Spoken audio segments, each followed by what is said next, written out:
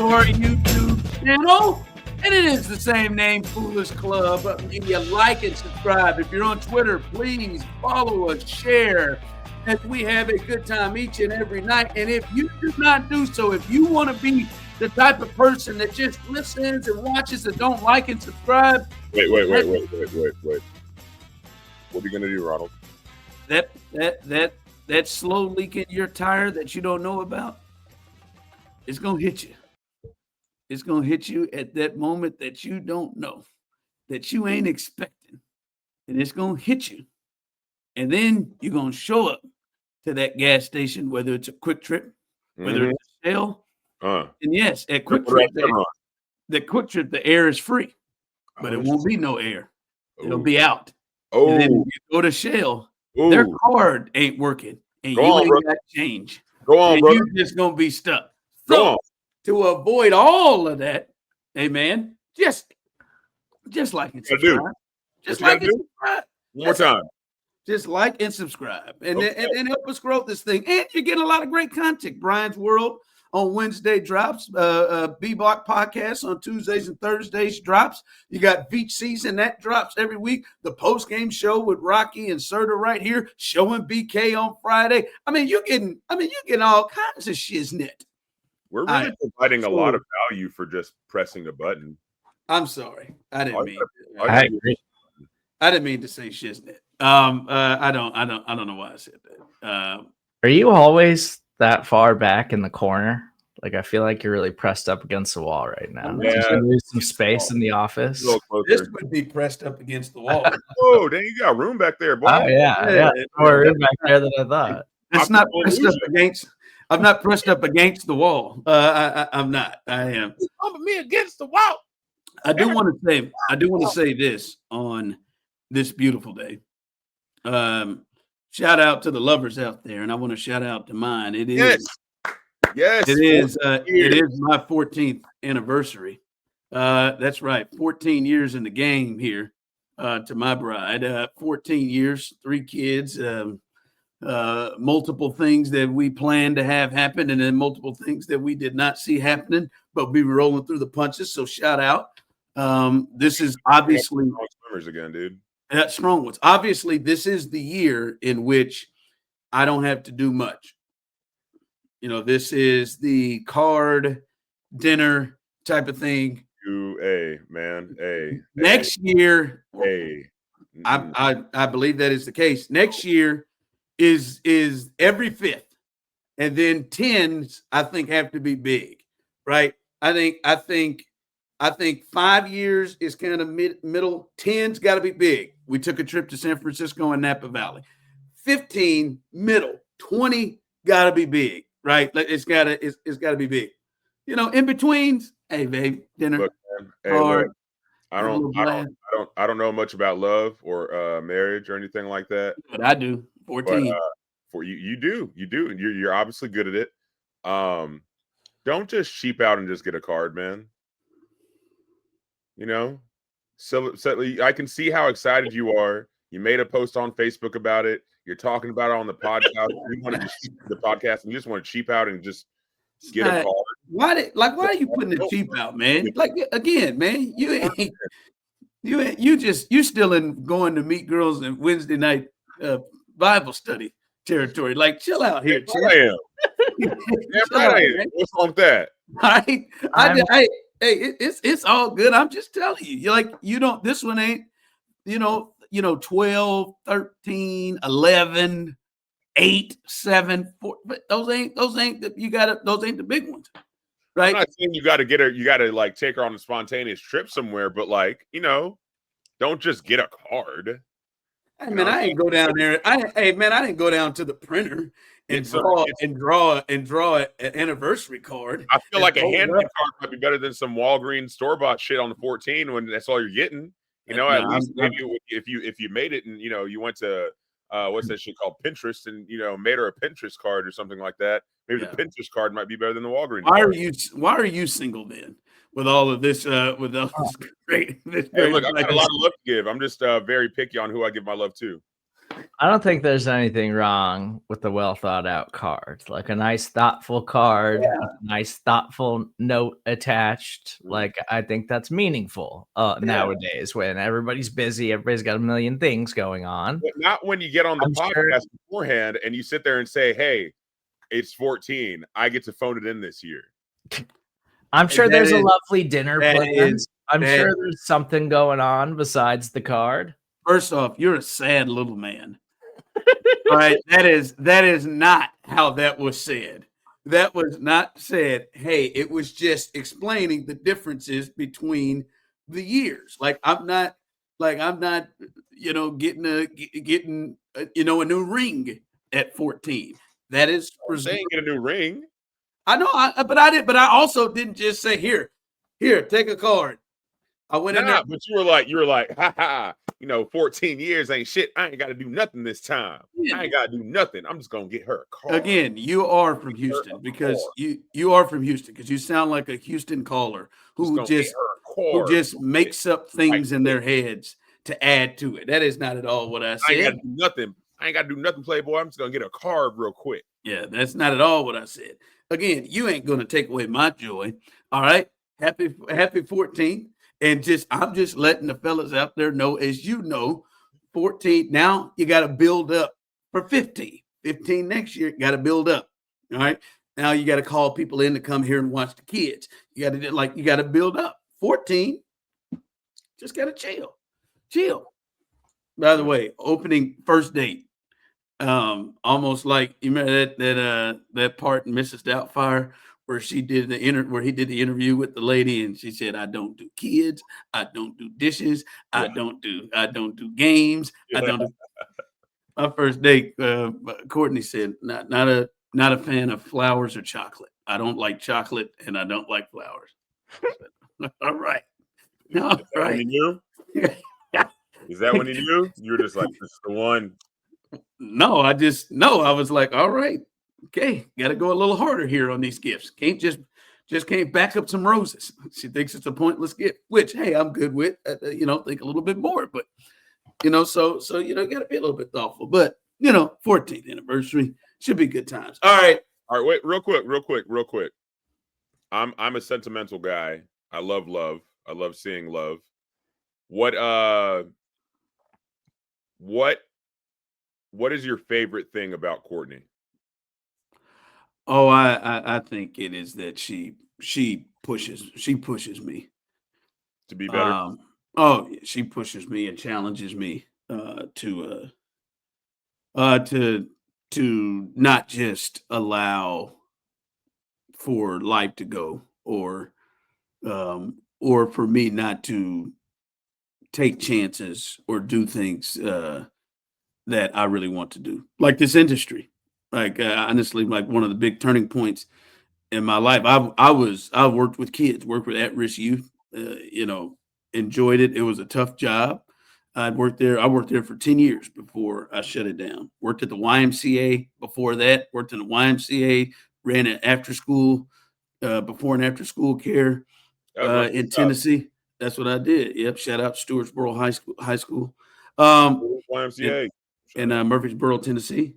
But I remember we had a conversation at the dinner table one time. She said, "When are you gonna give Plan A shot? When are you gonna just keep sitting here with Plan B? When you gonna give Plan A shot?" And it was the kicking ass that needed, and it changed a lot of things. I met Steve, and now I get to be in his wedding. Not as an usher, but as more, and started this career and not just a job. So I think we've had many moments like that. And it's been great. So I think that's a big thing to also go along with her being a great mom and on all of that. But that part, she has always challenged me and pushed me. And I can sometimes just accept things at points, and she's been helpful with that. So, yeah, man. 1-4, baby. There you go. There you go. Find you one. Are you crying right now? No, I'm not. Oh. But I mean, it's That was sweet. That was really heartfelt. I like it. If you I'd like to want hear to- that. I'd love to hear that. You asked him to get emotional and share something meaningful, and then accused him of crying. Yeah, it is the weirdest thing, Serda, because you weren't with us because I believe you knew how bad your fantasy performance was, so you ducked out Monday. But Osita, who is, I think, a self-proclaimed weird black guy, a guy to me that comes off to me is very comfortable in his skin, and I would say, would you say progressive is a fair way to describe you? I'm just talking about in things in life. Yes. Like, yeah, progressive. Like, I don't think he's ripped by homosexuality or he is ripped by, certain things. But there is like a deep down traditionalist of that man machismo that I didn't expect to gain from him. And it's come out multiple times where like who did you call soft the other day? Oh, Caleb Williams. Williams the other day after the game because he cried to his mom in the stands after his last game in college. Because he goes, well, it's not really as much the painting of the fingernails or the pink phone case, but him crying to his mom. I think he's kind of soft.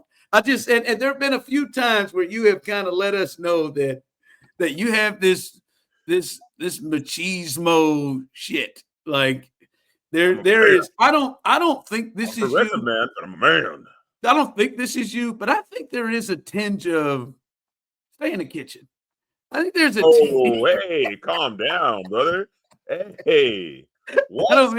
I think there's a tinge of what? I think there's a tinge of I'm a man. A man does this, and this is. I think there's no red pill over here, dude. There's no red pill. But the last thing I'm gonna do on national television is be seen crying in the arms of my mother.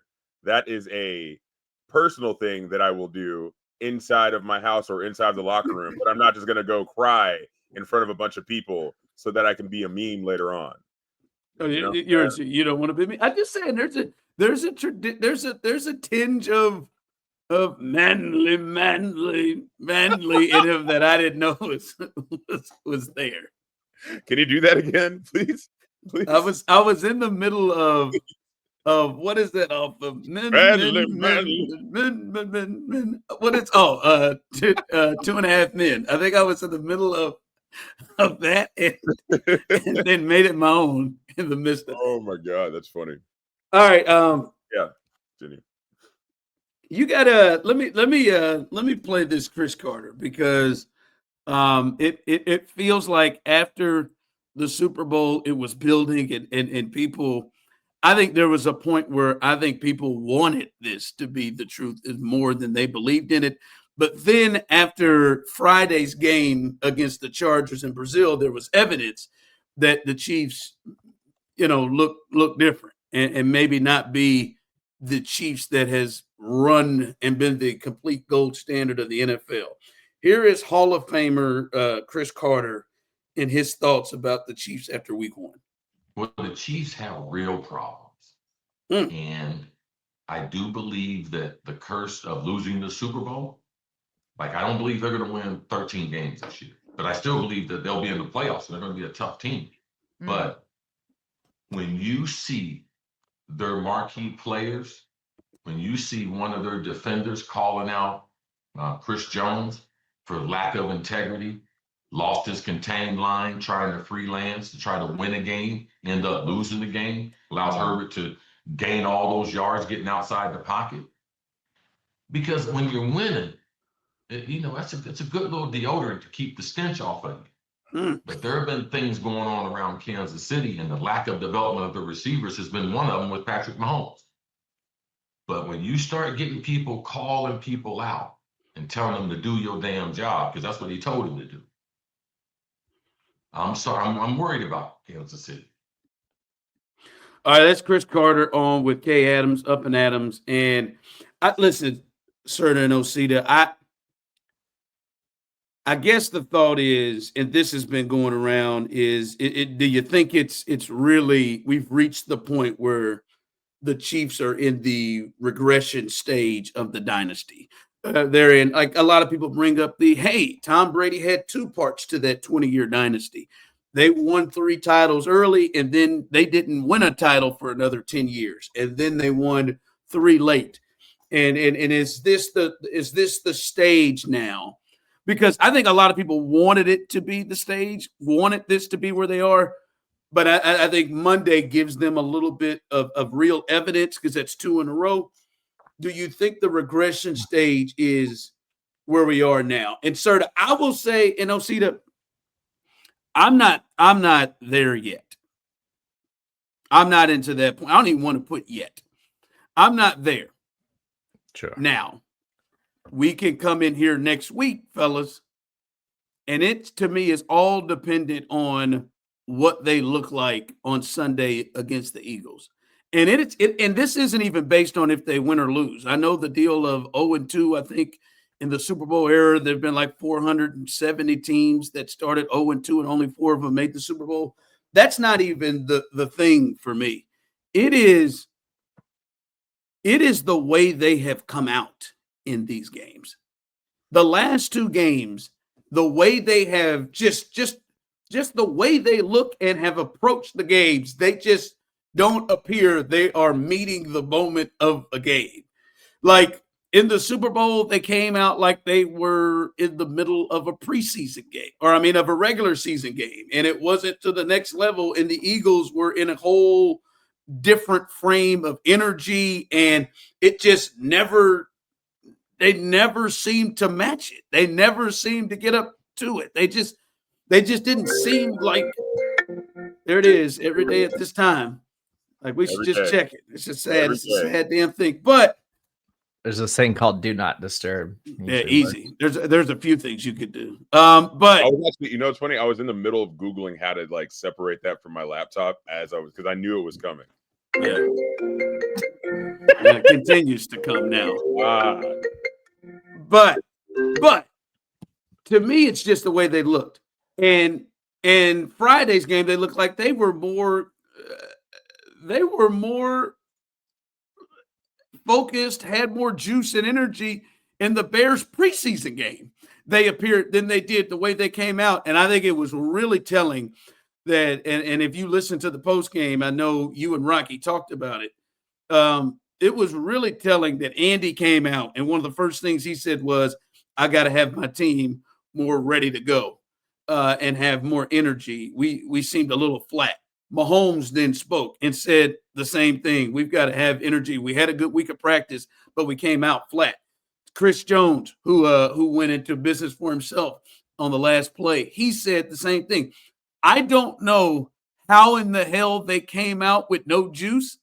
I don't know how they did that. I don't know how that happened coming off of everything they heard all off season. Hell, they made a six-part documentary that they had to relive about them getting their asses kicked in the Super Bowl by the Eagles. And yet they still came out like they didn't have it. So Sunday will be the ultimate. This is the team that whooped your ass in the Super Bowl and embarrassed you, and you get them back. Travis Kelce seemingly said, I can't go out like this, reference to the game and the team they played. You're at home. You're 0-1 already. You got to have this game. You want to get them back for what they did to you, and you don't want to start 0-2. If they don't have any juice, if they don't have that in this game on Sunday, and if they come out and they don't seem to have, because they look like they've been in a fog the last 2 games they've played. If they don't come out with any juice and energy against the Eagles, and they come out and have that same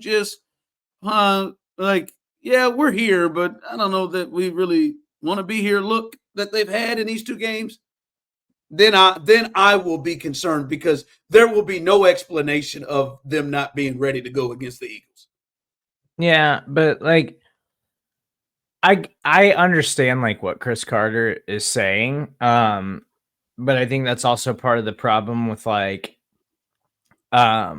this like narrative about the Chiefs last season, because right now everybody's like, well, they won all these close games last season and they lost in the Super Bowl. And so it's like, reactionary opinion and take to the most recent things that you have in your mind about this team. And I totally agree. Like the mistakes, the sloppiness, it's really hard to live that way in the NFL and continue to be good. Like we see every year, there's a team that manages to pull this stuff off where win a lot of close games, but you're like, yeah, no way am I convinced that this team can keep that up and do that year over year, because nobody can in the NFL. There's too many variables. There's too many things that can go wrong for you to win like that all of the time. But Mahomes has seemingly always found a way to do it. He's the only reason that they were even in that game at all against the Chargers. But I still think that the Chiefs can certainly play better than what we saw from them in week one. Because after that game, it was a really frustrating game. It felt like they were totally outcoached. And I do think that part of them, it's like, so the Chargers last year were like one of the highest run rate teams in the NFL. And then against the Chiefs, they were like, we're going to let Justin Herbert just sling it, which is not what Harbaugh and Greg Roman typically do. Like, and so I do think there's some idea that like the Chiefs were preparing for the Chargers to play one way and they were caught totally off guard in this thing. And that's on you because you have to find a way to adjust. And then we did see them adjust a little bit in the second half where defense started to play better, but then they just wound up getting, but then Herbert just wound up taking over and like they couldn't stop him late in the game.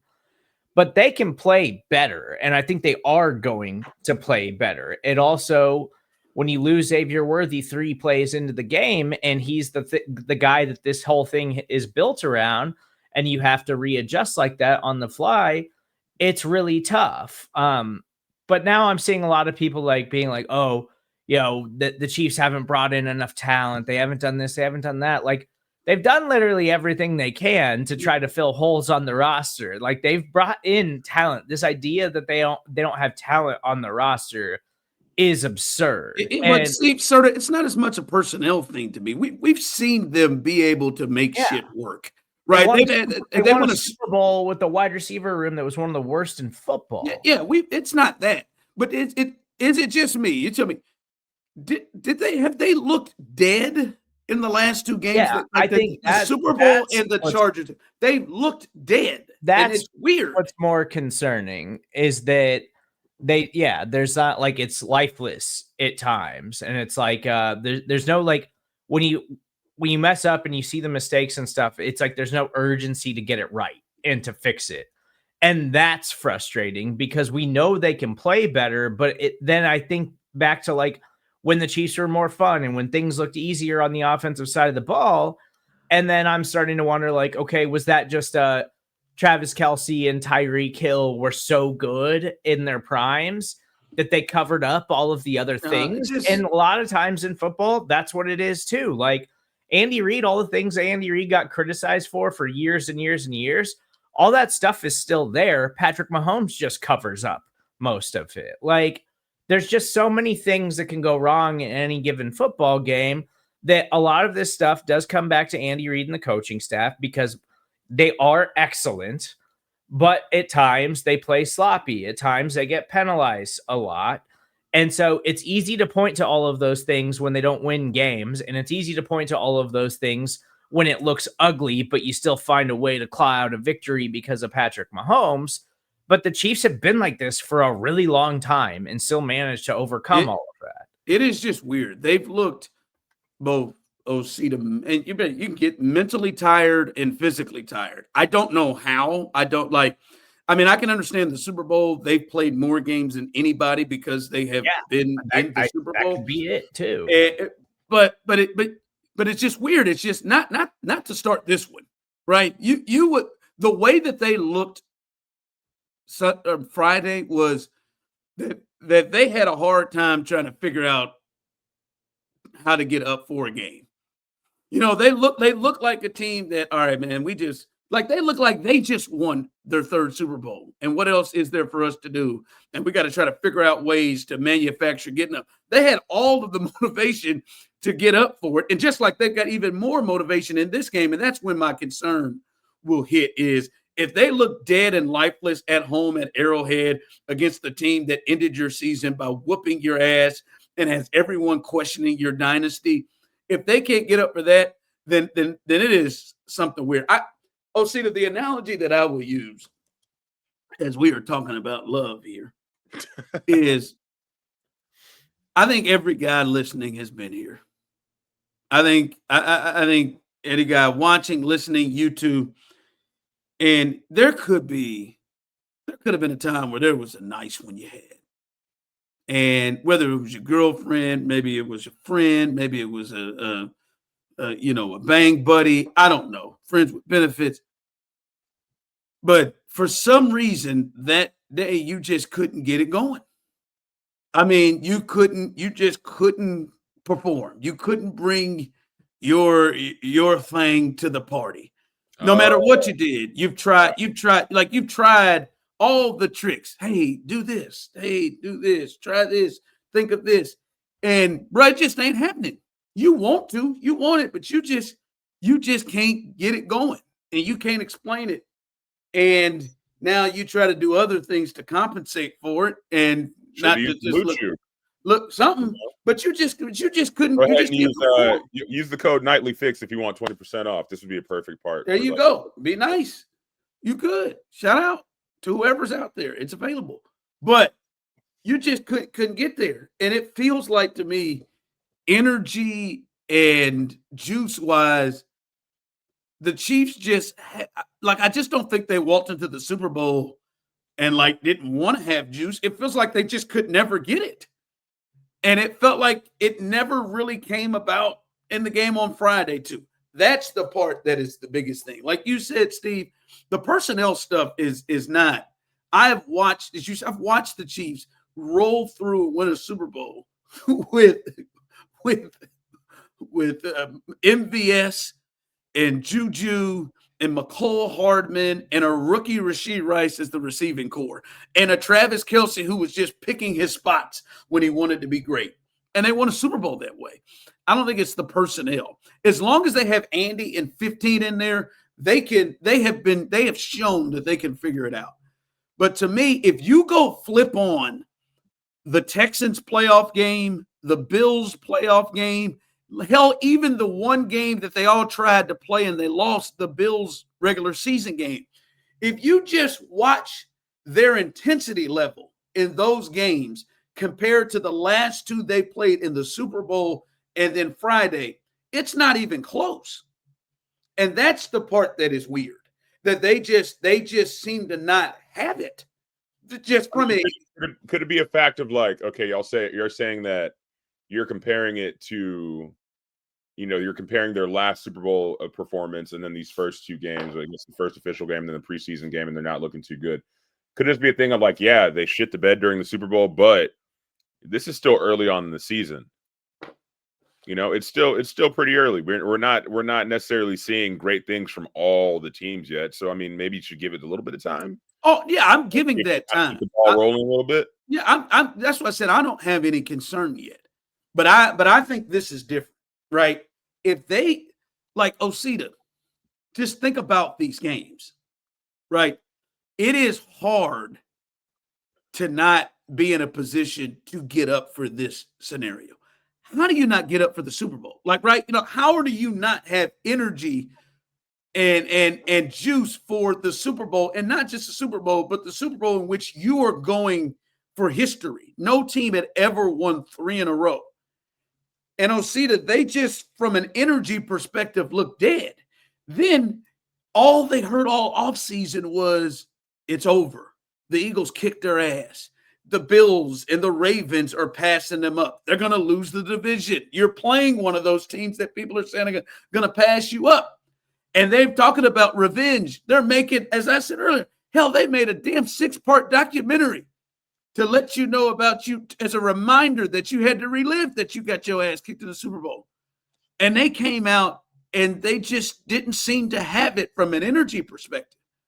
And if that happens again on Sunday against the team that did all of that to you, this is the team that caused you to be in this space and stopped you from making history, then it's like a mental thing at that point, Osita. It's not just all right, it's early. They're lost. They're lost in terms of having to have the intensity or bring what they need to bring to the table to compete against the teams they need to compete with. One, okay, all right. Second time, all right, maybe there was a long trip to Brazil and you were tired. Third time, this is now a trend. And that to me, like I'm saying, Osita, they can lose the game. Like they could lose to the Eagles. The Eagles are a really good football team. Hell, the last time they played in Kansas City, they lost to them. But if they lose and you can clearly see they're flying around. There is energy. Like people are getting amped and celebrating when big plays happen. They look like themselves from just a energy perspective. All right, cool. Like good. If they come out there, they're just all right. Okay. Like it's just like, and it looks like there are people on the sideline. Like when Mahomes scored the touchdown at the beginning of the half, he went over there and did the flex thing, but they still just didn't have it. So that to me is the big thing this weekend. I think it is a little soon to be all right. It's over, but if they look lifeless again, then then I will have to change my tune. And I am not somebody. Now, listen, I'm not gonna lie to you. I got some Homer in me, but I don't think I've got the level of Homer that some people have the level of Homer in. I'm gonna be honest about it, right? Like I look at that like, yo, yeah, they got problems. They got problems, and I will quickly, with as I say, new evidence, change my tune. By the way, of the 0-1 teams, like not the Bears or the Titans, but the 0-1 teams that came into the season with real expectations, who would you be most concerned about? If you look at, we just talked about the Chiefs, the Ravens, who lost that heartbreaker, the Lions, who just got their asses just handed to them by the Packers, and the Texans. I think the Texans are a team that has,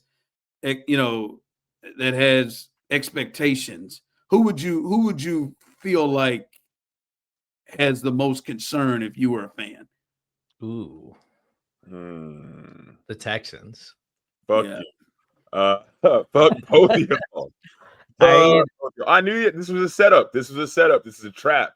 The Texans. The Lions are close though. Here, the Lions. Lions. I was just gonna say Detroit Lions. Well, the Lions are close, but I think it's the Texans because all of the same issues they had last season we're having again. Looked pretty much the same in week 1 this year, and also they didn't get Nico Collins involved. Like Nico Collins was the one bright spot for the Texans on offense last year, and it looks like all of the same issues, even though they just blamed everything on Bobby Slowick last year. So I'm way more worried about the Texans than Detroit because I still think Detroit has all the offensive talent, but they are worrisome. Like the offensive line just wasn't as good, but that might be a product of like, holy hell, the Packers just have a really good defensive line now.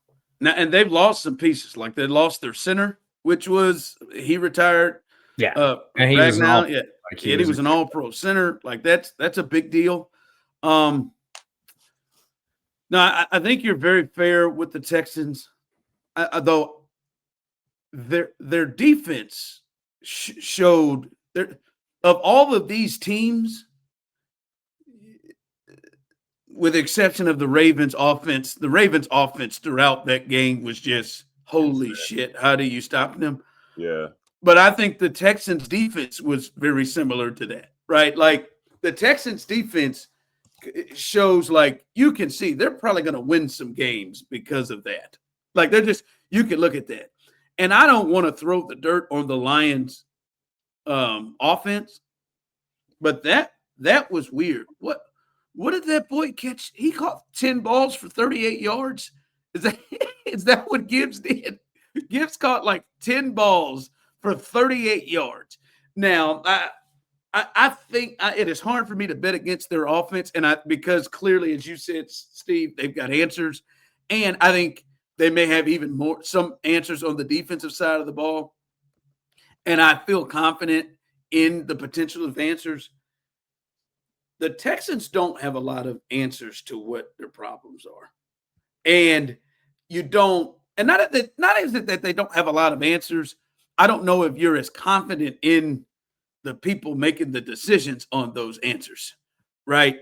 It feels like to me, Serda, just by 1 week, and maybe this may change, but you're looking at a brand new offensive coordinator where, if honest to God, if you look at it in week 1, that was what people in Houston were really excited about, Steve. They appear to have gotten worse at that position just by week 1. At the offensive coordinator position, they appear to have gotten worse. I think Bobby Slowick may have given them a better chance to win in that game. Now, maybe it gets better, but I think he may have given them a better chance. There was one thing Bobby Slowick could do with all the shit people talked about. He could get Nico Collins the ball no matter who was on the field. And so they appear at this moment to have gotten worse at that position. But they appear to be like what the Chiefs were a couple of years ago, Steve, and that is Patrick Mahomes fix, and you have to be the thing that uplifts all of the rest of the discrepancies and the issues that the rest of the offense has. You have to be the fixer. You have to be the one that pulls the weight of all the things that are poor, like your receivers who can't catch, like your offensive line that isn't a top offensive line, maybe the regression of your tight end. You have to be the one that holds everything together and makes everybody else better to give you a chance. And I feel like this offense needs CJ Stroud to have to do that now. Like CJ Stroud has to be the one to make up for all of the rest of the Texans' deficiencies on offense. And I'm not going to say I'm not certain. I know he's not Patrick Mahomes. And I think that's going to be hard for him to accomplish the way it looks right now. You know, one thing I feel like I've always said about the Texans is as a fan base, we're really good at finding scapegoats. Really, really good at finding scapegoats. So like when it wasn't Kubiak, it was like, you know, Carr's fault. When it wasn't Carr's fault, Schaub's fault. Schaub's fault. When it wasn't Schaub's fault, you know, it's one thing after the next, after the next, after the next. I don't claim to know how to fix the organization. I don't claim to know how to fix the fan base whatsoever. But I'm just wondering who we're going to blame this year. You know, like well, they have done their best to stay away from blaming the saviors, which we understand, D'Amico and CJ. Yeah. I think the honeymoon period is over. I think we're already starting to see it now. I don't think CJ was awful in the game. I'm just saying, if you look at that offense and what they have, like they're rolling, man, they're going to be doing this for a while. I think Christian Kirk's going to be out for maybe another week. Man, they're rolling out Nick Chubb. It's there. And Dare Ogunbowale, who they believe is their second guy, with Nico Collins, and then 2 rookies from Iowa State that they got in the second round that hadn't quite panned out. And they're rolling a rookie left tackle who was the 6th tackle taken in the draft, whose struggles were pass protection coming out of Minnesota. He's a good run blocker, but struggles pass protection. And they got him playing left tackle. And then they just got they went real cheap on their offensive line before they had to pay their quarterback, which is wild. They went real cheap there, and now they already have injuries. They've got injuries too. Yeah. They've lost 3 of their top 4 tight ends, already. So they're rolling that out there. And I think for them to have a chance, their defense is excellent. They're going to keep them in games. For them to have a chance, CJ has to be great and has to drag the rest of those things to the party. He's got to make up for you losing all those tight ends. He's got to make up for the lack of weapons. He's got to make up for the 30-year-old running back coming off of, tearing every ligament in his knee. Like, he's got to make up for that. And like I think it's certainly worth questioning, like from a personnel standpoint. Like I've never believed that like Nick Caserio was a great general manager. But like they're like last season when you watch them, like it was easy to scapegoat Bobby Slowick into all of this stuff. But if you actually sat down and watched the Texans, you were like, yeah, their offensive line just sucks. Yeah, Like, hey man, I've tried to say it all, but there ain't a lot you can do when you got when you got three dudes, and not only three dudes that are struggling, but they also don't fit what your system is.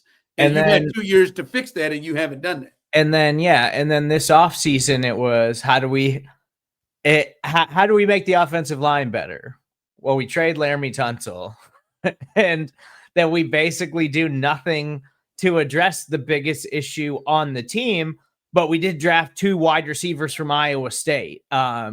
We replaced Tank Dell and Stephon Diggs with Christian Kirk, a fine slot wide receiver, but a guy who has struggled to stay healthy for virtually every season of his career outside of one. And he didn't make it to week 1. And yeah, outside of his one career season. Like they didn't make good choices. Like the Lions, yeah, a little worrisome about that. Jared Goff, like his numbers without Ben Johnson and Sean McVay as his play callers are bad. Like when he hasn't had like special offensive minded coaches directing traffic for him and setting him up for success, Jared Goff has struggled. So yes, I'm worried about the Lions. But sort of when you have personnel is so dramatically more talented than the Texans that like I'm not convinced the Texans aren't going to be like a 6-win team at this rate. I don't know. Come on, Steve. I think their defense and their defense and their division and schedule, I don't think will get them there. I mean, listen, the Rams are good. They lost that game 14-9 and had the ball at the 20 going into score. There, like you don't think it'll get them to 6, or think it'll keep them down to 6? Do you think the AFC South is in jeopardy for them to win for the 3rd straight year? I think that I'm not convinced on the Colts with Daniel Jones, but I think that the Colts have some talent. Like I think the Colts can be sneaky. I think the Jaguars can get better. Like I think the Jags have problems on the defensive side of the ball, even though that didn't necessarily play out in week 1, but they were playing the Panthers. But I think the Jags have some problems on the defensive side of the ball, but I think the offense is going to get better as the season goes on. And so I think that they could be a surprise. Like they could challenge and so like, yes, the Texans right now, you would say they're probably the favorite to win that. But again, like you already mentioned, it's like injuries and things like that. You're already managing that stuff on the offensive side of the ball. That defense is going to keep you in games. But if you start stacking up injuries on the defensive side of the ball, like what happens when you don't have the personnel to trot that defense out there and try to keep you in close games? That's how seasons unravel. Really? No, I hear you. I just think in that game Sunday, obviously the Rams have a pretty good defensive line and pass rush, so that is strength against their big weakness. And I do think there are some spaces like Ariante Ursary, Kansas City kid. He'll get better.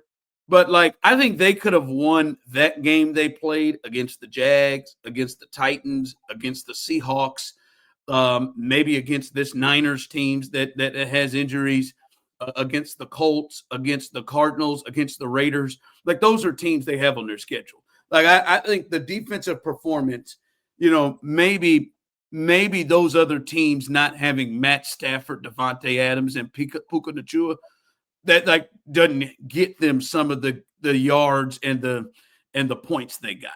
Maybe not having that defensive line at Jarrett Verse forcing face mask penalties on pass rushes for 15 yards may not hurt them. So I think they'll play better, and I think CJ is good and will be able to make some plays and they'll hold up better. Now, but Osita knows this. That's not what the expectations are. The expectations is that they get past what they've been the last 2 years.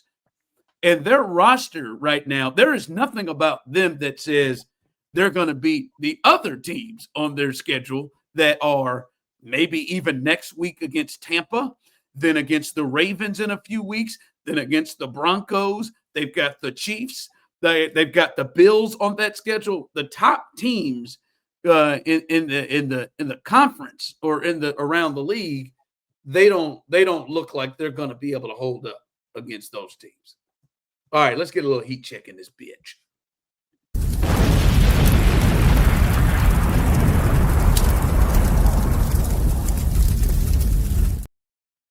All right, guys, welcome to the Heat Check, brought to you by Big O, brought to you by the Nightly Fix, brought to you by Foolish Club Media. Make sure that you like and subscribe. So I guess I want to talk today about music, or how I feel. I don't know. I feel like this is a Two America situation, I guess. So let me ask you, are any of y'all like Oasis fans? No. I did see them at what is it, Children's Mercy Park. They have that little event every year where they have bands come out there. See Oasis there. You didn't see Oasis there. You know what? Check that. I'm sorry. That was Weezer. It was who? That was Weezer. Sorry. Weezer. I got it. I'm back. I've seen Weezer live. I've seen. How do you know? How are you so sure that I didn't see Oasis? Because you obviously don't know the Oasis story. There's lore. They're brothers that hate each other. They stopped playing music in like the late 90s, and they just got back together for the first time. And you're right. Yeah, like, it was Weezer. Got it. Go ahead. I'll step out. All right. So they've been on this like big ass reunion tour, and it feels like all of a sudden every 30-year-old I know is like, dude, you don't understand. Wonderwall changed my life. And I'm like, no, you don't understand. I don't really care. But they're like, no, like, you know, it's everyone's going to this show now. Like everyone is going to their concerts. And I feel like it makes no sense for these 30-year-olds to be into it, because I feel like they were only like 3 years old when Wonderwall came out, you know. And I'm confused, because I swear when I was growing up, there was no one talking about Oasis. Like, that being said, I didn't hear about the Beatles until I was like maybe 16. But that's neither here nor there. Sorry, what? I didn't hear about the Beatles until I was 16. Okay, you're a music person, really? Yes, that's true. Yes, Mr. Requi introduced him to me at Laurel Hills Elementary in the 3rd grade. Wow. Look, man, didn't hear about the Beatles until I was 16, but then I did really deep dive, and now I love them. All right, so calm down. So you don't think they're overrated like our guy Tyler does? Anyway, go ahead. Yes and no, but that's not what the point of this story is. Please. Okay, but it feels like a Two America situation, because I feel like while some of us might have been like super into like Limp Bizkit or maybe something else, apparently there were a bunch of kids that were secretly into Oasis. Like, I just don't understand where the fandom came from all of a sudden, you know. And to top it off, Steven, what are you about to say? No, finish what you're saying. Well, to top it off, it's like you see all these like millennial dudes dressing up with bucket hats and Adidas tracksuits and fucking Ray-Bans inside, like they're not just IT workers. Like, they need to dress like this just to change a fucking router. And the wildest part to me is that the tickets are like $400 or $500, like going as high as like $1,000 just to go see two brothers who still hate each other, pretend to like each other for 2 hours, you know. And I feel like for $1,000, like, I don't know, you got to fix like your family issues, my family issues, everyone's family issues in the fucking room. Like, it's I don't understand how I never heard people, besides the song Wonderwall, I never heard people really talking about Oasis my entire life. I've heard of the band. I've heard the band name because I've just watched a lot of stuff on bands, and like I've watched a lot of best bands of the 90s or something, but I had to look it up, and I heard Wonderwall, but I never knew that was Oasis. Yeah. I didn't until literally just now as I looked it up as you were talking. I don't know like a ton of Oasis songs, and I'm not like a huge Oasis fan. But so this is also like, so one, they are massive in the UK.